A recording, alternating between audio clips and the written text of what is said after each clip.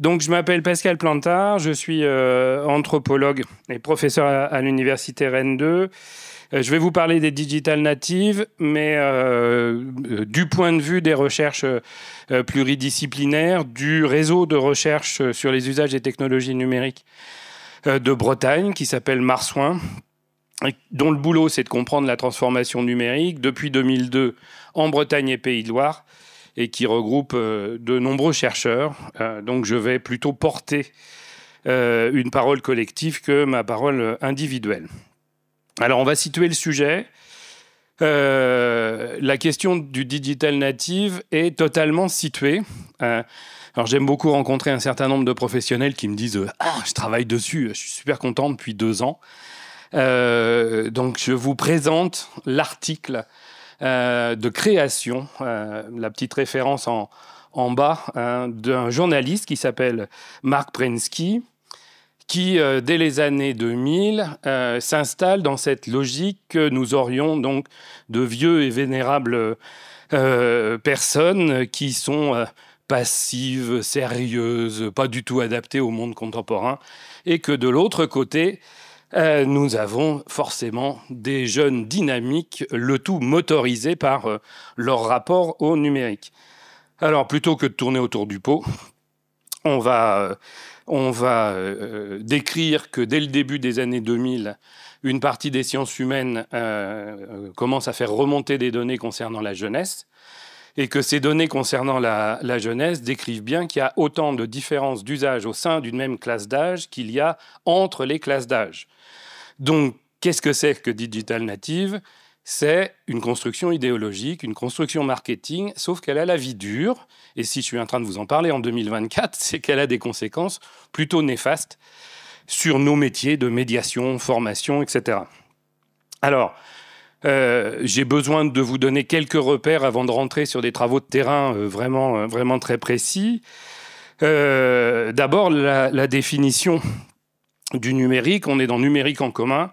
Je sais que personne ne prend le temps de définir les termes, donc je vais faire mon vieux prof pénible, parce que de temps en temps, il faut. Vous êtes tous au courant qu'on est passé par l'informatique, la micro-informatique, l'Internet, le Web 2.0, les TIC, les NTIC, les TWIC, les... Bon, je suis en train de vous le faire à toute vitesse, mais c'est presque mon parcours. Nous avons une vraie inscription civilisationnelle des technologies numériques par les mots qu'elles portent. Et le numérique, il y a une quinzaine d'années maintenant, c'est en fait l'aboutissement de la socialisation. C'est l'aboutissement de la socialisation de 2 technologies. Donc il y a 2 pieds techno. Il faut pas... même du point de vue des sciences humaines, il ne faut pas le minimiser. Nous n'aurions pas de numérique ou de digital aujourd'hui si on n'avait pas eu l'informatique du milieu des années 30 jusqu'à l'arrivée du micro-ordinateur dans les familles au début des années 80. Et si on n'avait pas eu Tim Berners-Lee, la libéralisation du code du web en 92, le réseau des réseaux. Pour autant, est-ce que la question, finalement, des usages des technologies numériques se résume à ces 2 pieds-là ? Est-ce que savoir coder et savoir connecter un modem vous permet de répondre à la demande administrative du CERFA 1882 envoyé par la CAF ? Vous voyez bien que c'est du numérique aussi et qu'il y a d'autres dimensions du numérique. Et donc, nous avons, quand je dis nous, là, je vous livre quand même des travaux très stabilisés. Nous avons l'habitude de dire que le numérique, c'est 4 choses. 2 choses techno, 2 choses anthropo, et choses au sens fort du terme, un peu protéiforme, à retravailler, à redéfinir en permanence. D'un côté, les cybercultures, donc les cultures complexes, saturées d'imaginaire. Et de l'autre, les usages, comme gamme infinie des pratiques individuelles et collectives, ce qui nous permet de travailler finalement à la mesure des usages vis-à-vis de tel ou tel type de population. Ce que vous avez en violet, c'est les fiches canopées de nos travaux logiquement, les fiches canopées de nos travaux sont utilisables dans tous vos contextes professionnels. Donc voilà, n'hésitez pas, servez-vous en affiches pour alimenter des débats avec des jeunes ou des parents ou des moins jeunes ou des enseignants. Mais j'ai préféré les illustrer avec des documents qui existent et qui sont accessibles. Je continue. On va tordre le cou tout de suite au mythe finalement des natifs du numérique avec la méta-analyse que nous avons menée avec le CREDOC. Alors une méta-analyse, c'est une analyse des enquêtes. On a croisé toutes les enquêtes francophones l'année dernière. Vous avez dû entendre parler du fameux rapport sur les éloignés du numérique. Dans ce rapport sur les éloignés du numérique, donc du printemps 2023, on voit que parmi les personnes âgées de 25 à 39 ans, il y a quand même 15% d'éloignés du numérique objectivement. Et que chez les moins de 25 ans, c'est contre-intuitif ça. Cette part augmente. On voit que les pratiques numériques des jeunes sont différenciées, hétérogènes et très inégalitaires, notamment marquées par les différences de territoire et de classe, avec médias sociaux et audiovisuels. Et là, on reprend des travaux qui sont très anciens. Je pense à Dominique Pasquier, je pense aux sociologues des usages dès les années 2000. Avec cette question de la mesure de la fréquence, de connexion, vous allez voir que ça a des conséquences parentales. Ça, c'est pas parce qu'ils sont connectés X heures par jour, c'est les chiffres qu'on trouve dans la presse tout le temps pour alimenter la panique morale. Oh là là, nos jeunes ils sont hyper connectés. Eh bien, je peux vous garantir et je vous le démontrerai qu'il y a des hyper connectés, mal dans leur peau, éloignés du numérique et en grande souffrance. Donc il faut regarder ça avec d'autres types de lunettes. Et on voit, et là c'est quelque chose de vraiment important, que la question des capitaux culturels et numériques des parents joue vraiment un rôle central dans la diversification des pratiques. Donc, pour conclure cette page quantitative, histoire de ne pas revenir dessus après, et rentrer peut-être plus dans les processus, la question des digital natives s'installe sur la question des inégalités éducatives, des inégalités sociales et des inégalités culturelles.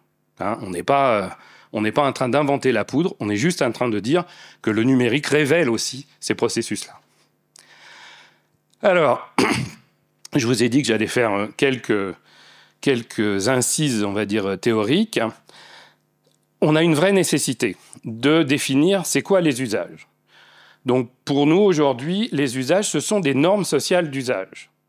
Ça veut dire que nous développons collectivement des formes de pratiques numériques qui, au départ, sont hétérogènes et finissent par former des normes sociales au sens de Becker, donc des théories de l'interactionnisme symbolique, les gens qui ont travaillé sur comment s'installent les normes. Dans les années 50 à Chicago, autour des musiciens de jazz, autour des personnes racisées dans les quartiers, autour du trafic de drogue, etc. Oui, des sujets qui ne sont quand même pas des sujets neutres. Et ils disent que, globalement, les normes sociales partent des valeurs, mais que les valeurs ne sont pas appréhendables d'emblée. Elles sont traduites par des gens qui sont multiples, je reviendrai dessus, qu'on appelle les entrepreneurs de morale, et que ces entrepreneurs de morale, gardez le terme, j'espère bien qu'il va résonner jusqu'à la fin de mon intervention et qu'il va alimenter nos débats, et ces entrepreneurs de morale, ils entreprennent des croisades. La démonstration de Becker, c'est comment les ligues de tempérance ont installé la prohibition et l'arrêt de l'alcool aux États-Unis. Comment être afro-américain dans un quartier de Chicago et jouer du jazz te poussait automatiquement à consommer de la drogue. Des processus de ce type-là. Hein. Les normes s'installent et nous permettent, ça c'est une définition que nous avons proposée dans le cadre d'un gros programme de recherche sur les inégalités éducatives, et c'est très très opérationnel quand il s'agit de travailler sur les adolescents. C'est opérationnel pour travailler sur tout type de public, mais évidemment que l'âge de l'adolescence, c'est l'âge où on conteste les normes, et que si les normes ne sont pas explicite chez les adultes, ça pose un certain nombre de soucis, pas que scientifiques, mais au quotidien, parental, éducatif, médiation, formation, vie des quartiers, enfin, etc., etc. Comme je ne veux pas être trop long, je ne vous donnerai pas l'exemple de Facebook. Je veux juste vous dire que Zuckerberg n'est pas l'inventeur extraordinaire qu'on peut mettre en scène aujourd'hui, mais que ça a été un personnage qui a été au bon moment, au bon endroit, puisqu'au moment où Facebook arrivait, nous étudions les pratiques numériques des collégiens des Côtes-d'Armor, de l'ensemble des collégiens quand même, et on suivait les blogs, les SMS, MSM. Vous devez vous rappeler aussi MySpace, ça vous dit des choses? Bon. Tout ça, c'était la préfiguration de ce que Zuckerberg allait proposer après. Donc ça veut dire que la plupart des usages sont identifiables comme signaux faibles avant de devenir des normes sociales d'usage. C'est clair pour vous tout ça, tout ce que je viens de dire? C'est juste des bases pour être compréhensible pour la suite. Si vous voulez, je reprendrai dessus. Donc on rentre maintenant dans les travaux très qualitatifs, en commençant par la thèse d'un de mes étudiants, qui par ailleurs est prof de musique, qui a étudié les pratiques numériques des élèves de SECPA sur la ville de Brest. Donc on a un bel échantillon des quartiers politiques de la ville, des gamins et des familles stigmatisées. On est vraiment sur quelque chose de très lourd.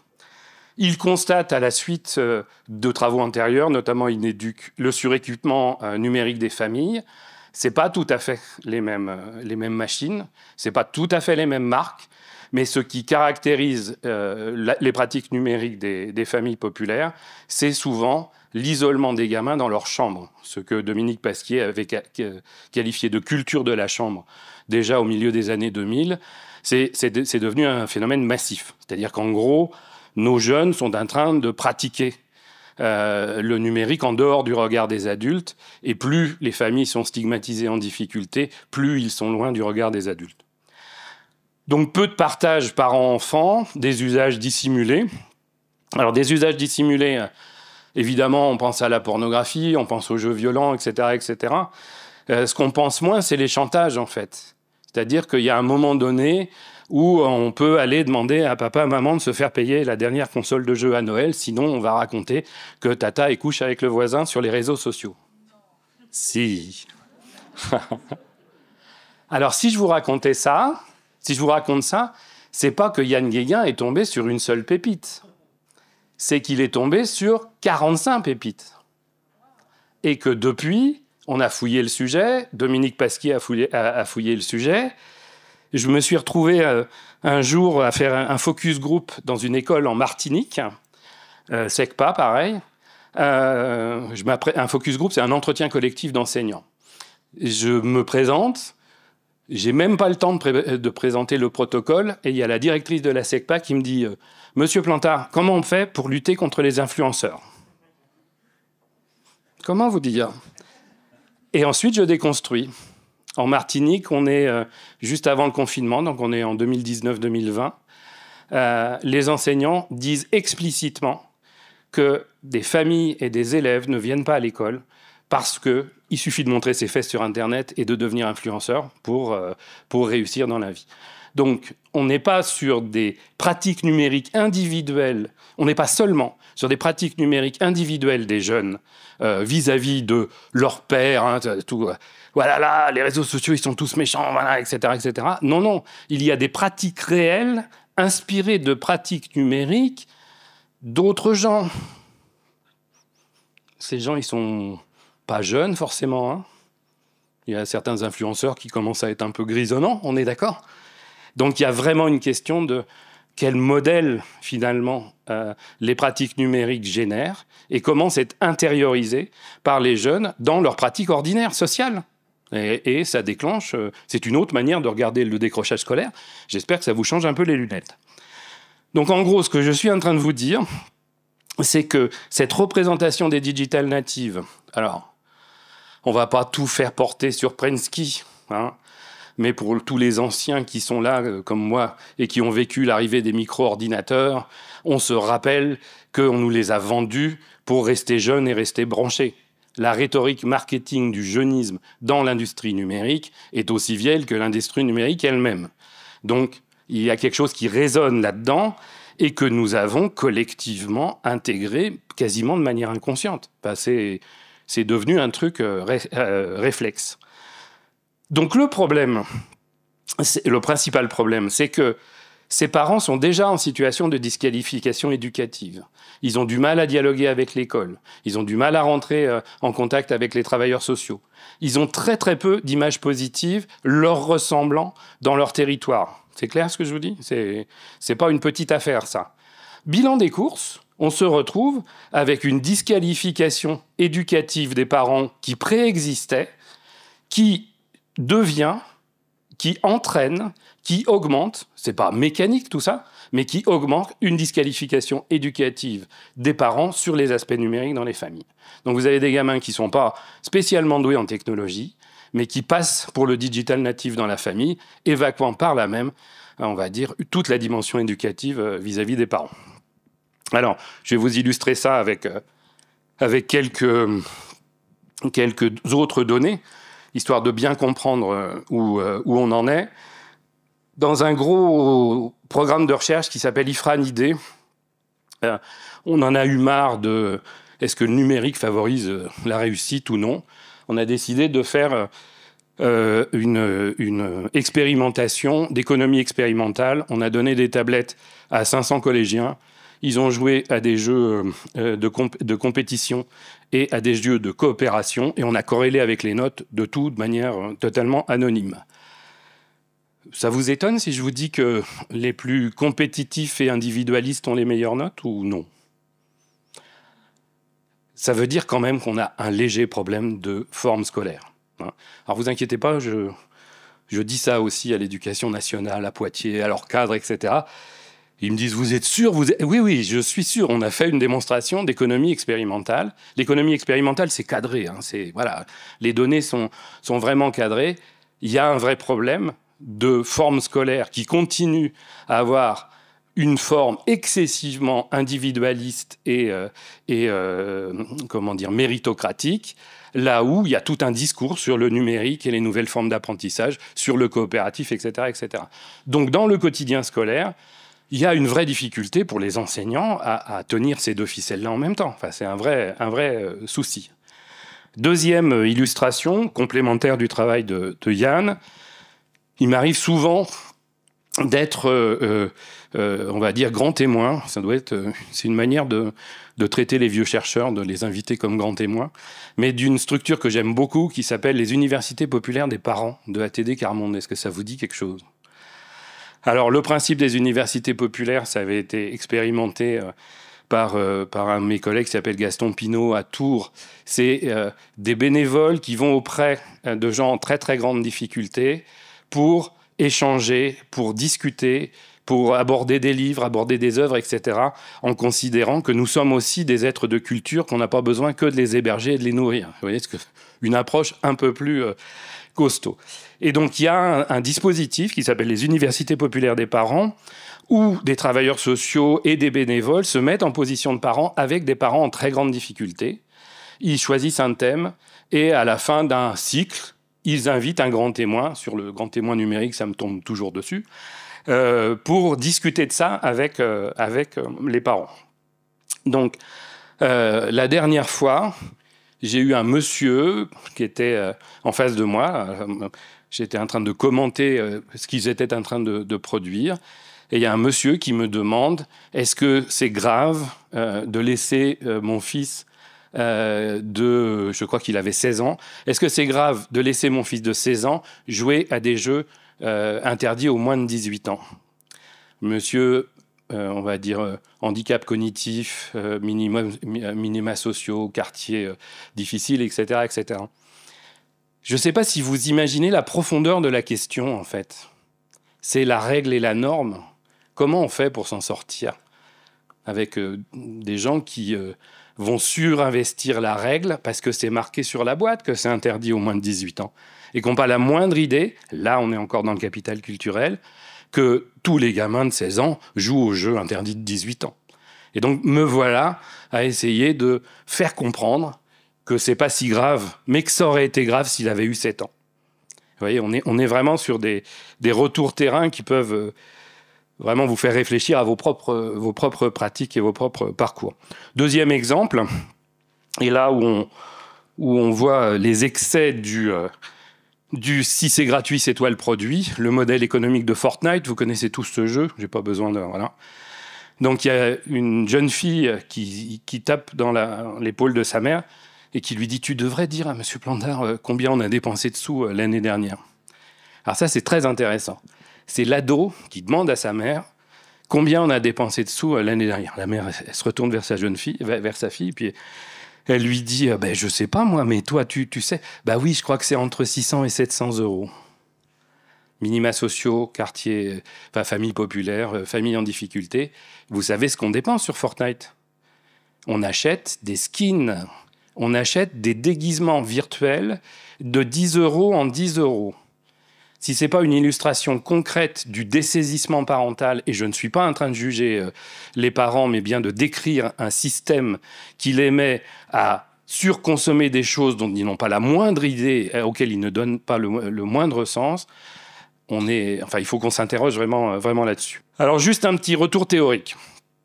Nous avons à disposition un ensemble de techno-imaginaires très genrés, très occidentales, avec un petit peu d'apport des cultures asiatiques, notamment japonaises, quand on parle de jeux vidéo, etc. Mais soyons sérieux, l'ordinateur a été inventé par des Blancs dans l'Occident moderne, même si on fait, on réinvente l'apport notamment de femmes comme Ada Lovelace, etc.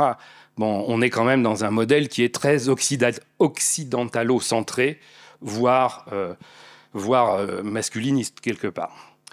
Ces imaginaires remontent à des temps très très anciens. Nous les cristallisons en représentations, et les représentations sont ancrées culturellement. Je ne suis pas là pour vous faire un cours complet de sociologie ou de psychosociologie, mais que vous compreniez que les représentations sont ancrées historiquement et culturellement. Je vous donne 2 exemples. Les cassettes vidéo, les séquences vidéo des collègues québécois, où ils donnent des cassettes vidéo à des petits en leur demandant qu'est-ce que c'est. Et donc, vous voyez que les petits savent absolument pas ce que c'est. Ils sont tous entourés d'images et de sons. Avant d'imaginer qu'on puisse mettre des images et du son sur une bande magnétique, ils savent même pas ce que c'est qu'une bande magnétique. Vous voyez bien que cette représentation-là, si la représentation des images dématérialisées continue, la représentation des supports dématérialisés d'IA, je ne suis pas en train de vous parler du début du XXe siècle, je suis juste en train de vous parler de ce qu'on a vécu. Enfin, on est dans quelques décennies antérieurement. Mais ça a aussi une tranche culturelle. Je ne sais pas si vous avez vu le film de Ken Loach, moi, Daniel Blake. Il y a une scène, quand on me demande quel film illustre le mieux le numérique contemporain, je réponds, moi, Daniel Blake de Ken Loach. Après, je dis La Guerre des Étoiles et le reste, on est d'accord. Mais c'est quoi cette scène? C'est un vieux monsieur handicapé qui se retrouve dans la NPE anglaise. Et la dame de la NPE a la pression de son cadre qui lui dit « T'as passé trop de temps avec ce monsieur, il faut qu'il finisse tout seul ». Elle va s'en aller. On a l'impression de vivre ça au quotidien en France aujourd'hui encore. Elle va s'en aller très vite et elle lui dit « Il suffit de pointer la souris en haut de l'écran ». Il prend la souris physiquement et il la met là. On a besoin de représentations pour décliner ce qu'on va appeler des intentions d'usage.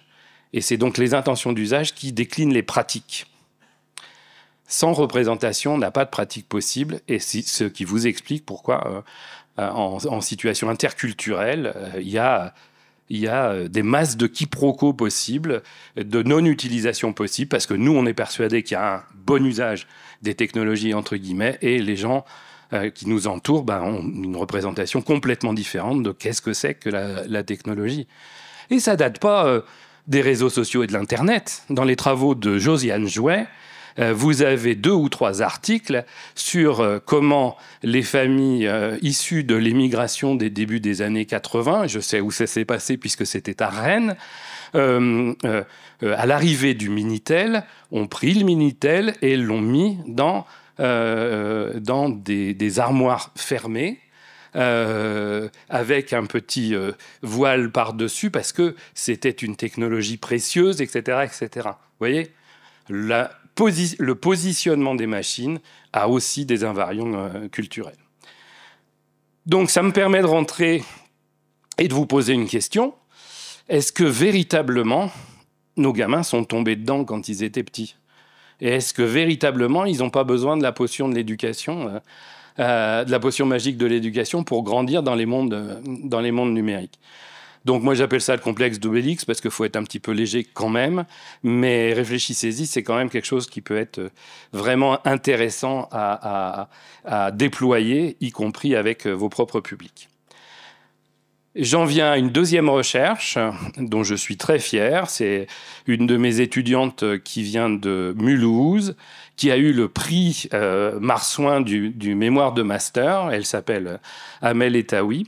Et elle s'excuse de ne pas être là, puisque c'était prévu qu'elle soit là, mais en ce moment, elle est en contrat à durée déterminée dans une université dont je tairai le nom, qui lui a dit « Écoute, c'est pas ton boulot.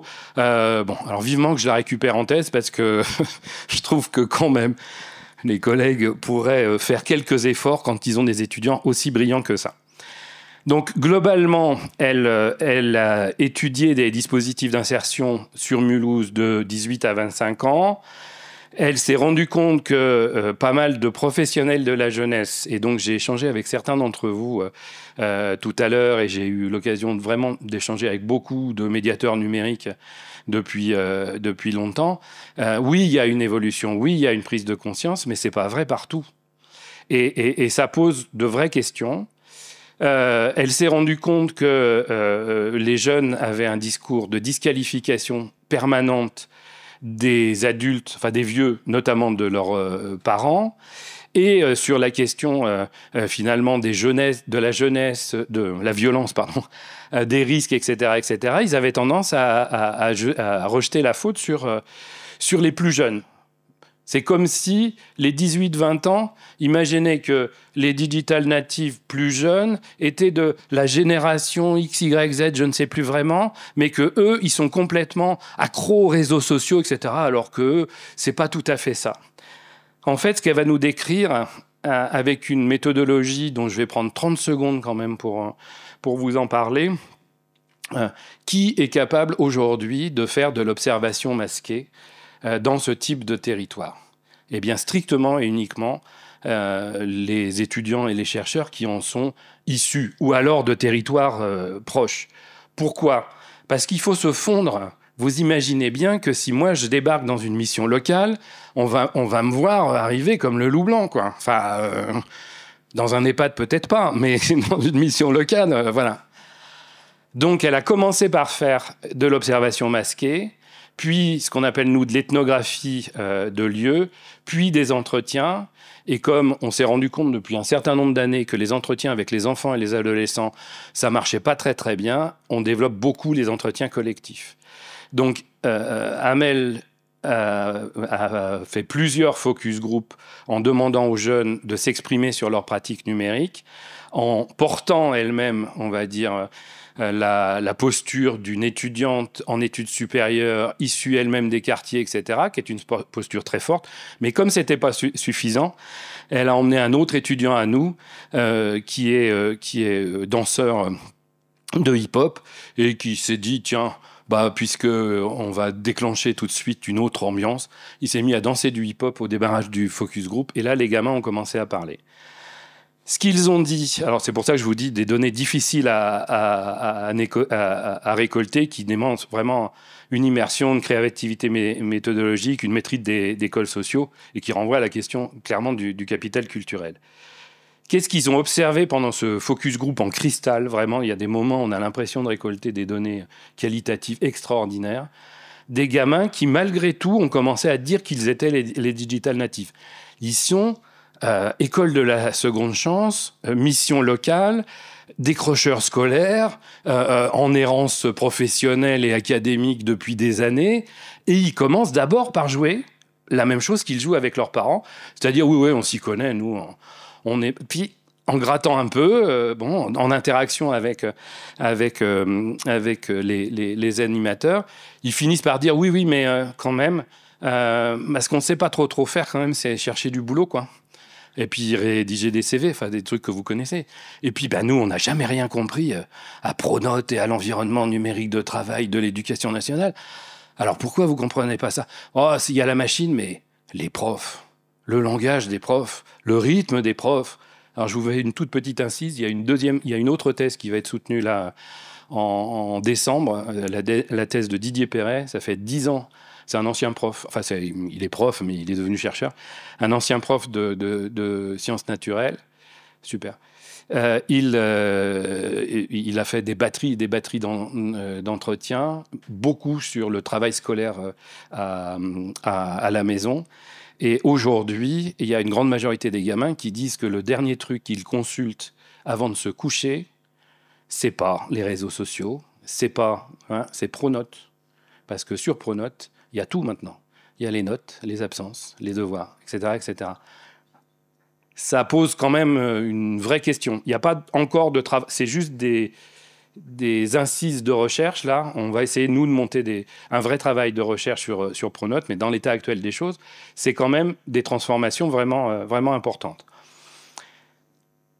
Donc, ils commencent à se déconstruire leur image de digital native en disant finalement, on n'a pas d'adulte de référence et ils commencent à parler de leur encadrement. Et c'est là que ça devient très compliqué parce qu'un nombre non négligeable d'encadrants des jeunesses, pour faire simple, n'interviennent jamais ou quasiment jamais sur les questions numériques au prétexte que ce sont des digital natives.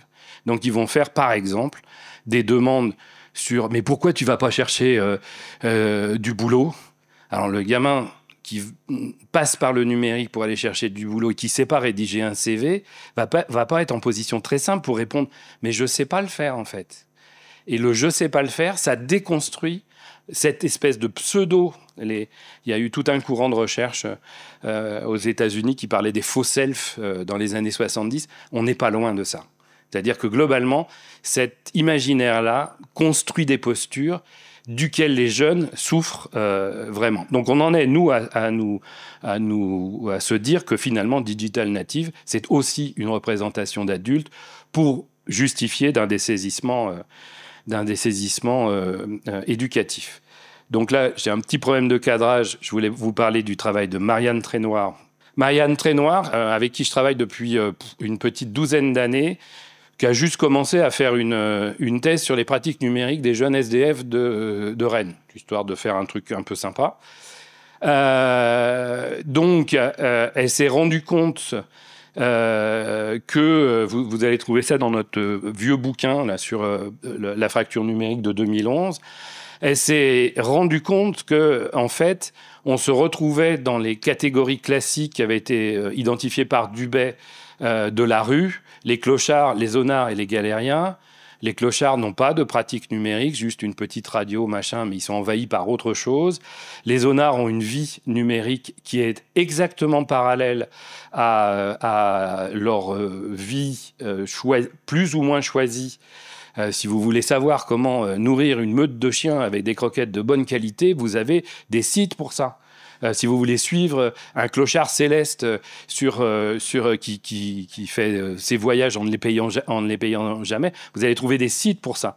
Vous voyez bien que du côté de ce que Dubay... Enfin, après, je questionne pas les catégories de Dubay, c'est un autre débat. Mais lui, il nomme ça comme ça. Ce qui va tout de suite nous inquiéter, c'est finalement les galériens, les migrants isolés, les jeunes majeurs isolés, les enfants de l'aide sociale à l'enfance qui sont devenus jeunes majeurs, etc., qui, avec leur technologie, et on est dans les premières observations en 2010, on est sur des technologies qui sont encore moins valorisées qu'aujourd'hui, racontent qu'ils dérangent, y compris les adultes qui les accompagnent, et racontent que, et les adultes en contre-pied, disent que ces jeunes les dérangent, puisqu'ils ne sont pas pauvres vu qu'ils ont des machines. Vous voyez bien, on est dans quelque chose qui est quand même pas simple à gérer. Ensuite, elle a travaillé directement sur les données que les jeunes leur avaient ouvertes. Et on se retrouve avec les dimensions interactionnelles et intersubjectives des réseaux sociaux. Cette jeune Marina avait fait accoucher des chiots quelques mois avant. Elle avait eu 1500 followers, toutes catégories confondues, avec des mamies, enfin pas que des jeunes galériens. Et puis, ça va pas trop. Elle écrit un message dont vous voyez la teneur et dont vous voyez le nombre de réactions. C'est-à-dire que globalement, exprimer sa souffrance en espérant avoir de l'aide venant par les canaux numériques, c'est le mur du vide, pour reprendre l'expression que j'avais suggérée à Marianne. On continue. Le J'ai pas les codes. Des parents en grande difficulté. Alors là, on est chez les jeunes qui sont à la rue. Donc on est vraiment avec des familles explosées, etc., etc. Elle a remarqué plusieurs fois des arrivées intrusives de pères ou de mères que les jeunes ne côtoient plus, mais qui surveillent, entre guillemets, leurs réseaux sociaux. Là, on est sur le Facebook et on est en 2012. Donc, vous voyez qu'elle n'a pas les codes, cette mère-là. Mais elle n'a pas que les codes techniques.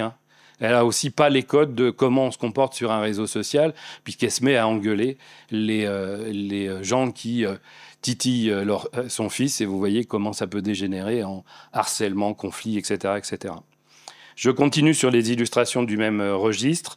Là, on arrive sur un projet de recherche contemporain. Marianne est en train de travailler dans les lieux de vie alternatifs sur les pratiques numériques des jeunes. Les lieux de vie alternatifs, c'est les lieux de vie où on place les gamins de l'aide sociale à l'enfance qui se sont fait virer, des familles d'accueil, des maisons d'enfants à caractère social, etc. Donc, vous voyez, on est sur les profils très importants. Je voulais vous présenter cette diapo parce qu'on n'arrête pas de monter en vrille sur la violence des jeunes entre eux, ils s'emballent tout seuls, et puis voilà. Papa chéri de Léa, vous voyez ce qu'il peut lui répondre. Quand je vous dis que le digital natif déconstruit les positions parentales, c'est de cette profondeur-là. C'est-à-dire que là, le papa chéri, c'est pas un papa. C'est pas de ce côté-là qu'on va pouvoir reconstruire quelque chose de l'ordre de la médiation familiale. Je vais aller plus loin. Théo, il a 17 ans. Il est dans un lieu de vie alternatif aussi. Il est orphelin. Il a été placé là parce qu'il se bat tout le temps. Il se bat tout le temps. Et Marianne a commencé à gratter ça avec lui. Il se bat quand on lui pique des objets. Alors, continuer à travailler avec lui. Mais quels objets ? Ça, c'est les poches du blouson de Théo. Donc, vous imaginez une doudoune quand même. Vous voyez le nombre de machines, de pods, de smartphones, de câbles, de chargeurs, etc., etc., d'écouteurs, etc., etc., qu'il conserve tout en sachant qu'il n'a personne avec qui communiquer. Donc, quand on parle du numérique, on parle aussi de ça. C'est-à-dire, qu'est-ce que ça peut représenter en termes de fétiche ou en termes de doudou pour des jeunes en grande difficulté. Je reviens et je suis tout près de ma conclusion. Howard Becker et ses collègues ont proposé cette notion d'entrepreneur de morale. On va peut-être se poser quelques questions quand même. Est-ce que les entrepreneurs de morale numérique aujourd'hui, certains ne seraient pas des entrepreneurs d'immoralité ? Est-ce que, au temps de la crise écologique, il est tout à fait raisonnable d'envoyer des touristes sur la Lune ? Moi, je dis ça, je dis rien, mais quand même, sur le plan moral, il y a des choses à regarder. J'ai commencé à lire les travaux sur les radicalités et les embrigadements, etc. Je pense aux travaux de Rougier et plus récemment réinterprétés par Keppel. il y a une question autour des entrepreneurs de colère et des entrepreneurs de radicalité qui est ouverte, à mon avis, du côté des radicalités. Ça, on est plutôt sur, on va dire, des pistes de recherche qui nous permettraient peut-être de qualifier ce qui est du registre des valeurs soutenable, en fait, avec les questions numériques et ce qui est du registre des valeurs destructives. Après, effectivement, tous les champs de recherche ne sont pas transposables tout le temps. Et moi, je me pose vraiment la question finalement, des entrepreneurs de normes d'usage au quotidien.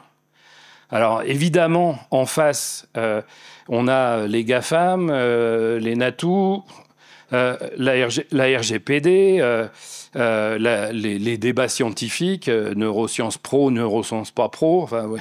Au sein d'une seule discipline, on a tout et son contraire. Les commissions, IA, écran, numérique à l'école. Et puis nous, au NEC, on a peut-être des choses à réfléchir de ce côté-là, en sachant que finalement, ce qui s'est passé pendant le confinement, et nos travaux sont très précis là-dessus, c'est que peu de parents ont remis en cause les propositions technologiques fournies par les enseignants. Et si on fait une analyse de ça, il n'y avait quand même pas beaucoup d'enseignants qui faisaient des propositions. Donc, il vaut peut-être mieux avoir des propositions qui viennent des enseignants que de ne pas en avoir. Et ça donne des histoires assez bizarres. Donc, Marie-Solène Le Toqueux, que vous devez... Il n'y a que les Bretons qui la connaissent probablement. Et les parents d'école maternelle.